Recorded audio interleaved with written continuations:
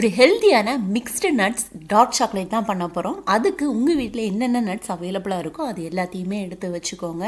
இது எல்லாமே வேணுங்கிற அவசியம் கிடையவே கிடையாது. உங்கள் வீட்டில் என்ன அவைலபிளாக இருக்கோ அந்த மாதிரி நட்ஸை மட்டும் எடுத்து வச்சுக்கோங்க.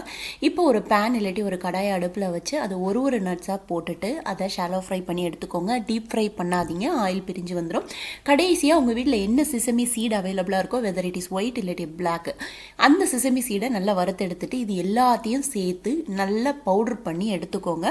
இப்போது தேவையான அளவில் டேட்ஸு அண்ட் ட்ரைடு கிரேப்ஸ் இது ரெண்டெண்ணத்தையும் போட்டு அரைச்சி எடுத்துக்கோங்க. தண்ணியெலாம் விடாதீங்க.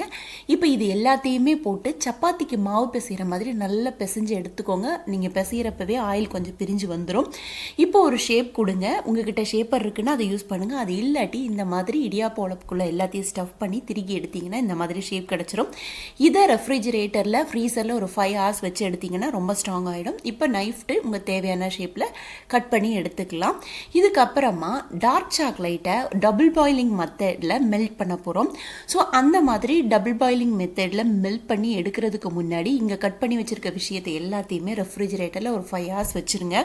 ஸோ அதுக்கப்புறமா இந்த டபுள் பாயிலிங் மெத்தடில் மெல்ட் பண்ணுன டார்க் சாக்லேட்டுக்குள்ளே இந்த கட் பண்ண விஷயத்தை எல்லாத்தையுமே டிப் பண்ணி ஒரு பார்ச்மெண்ட் பேப்பரில் வச்சுட்டிங்கன்னா டெலிஷியஸான mixed nuts dark chocolate ready ஆகிடுச்சு.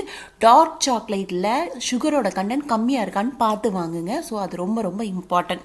ஸோ மறக்காமல் வீட்டில் ட்ரை பண்ணி பாருங்கள். ரொம்ப ஹெல்தி, ரொம்ப ஹெல்த் பெனிஃபிட் இருக்கக்கூடிய ஒரு விஷயம். ஸோ தேங்க்ஸ் ஃபார் வாட்சிங். உங்களோட குழந்தைங்களுக்கும் செஞ்சு கொடுங்க. மறக்காமல் சேனலை சப்ஸ்கிரைப் பண்ணிடுங்க.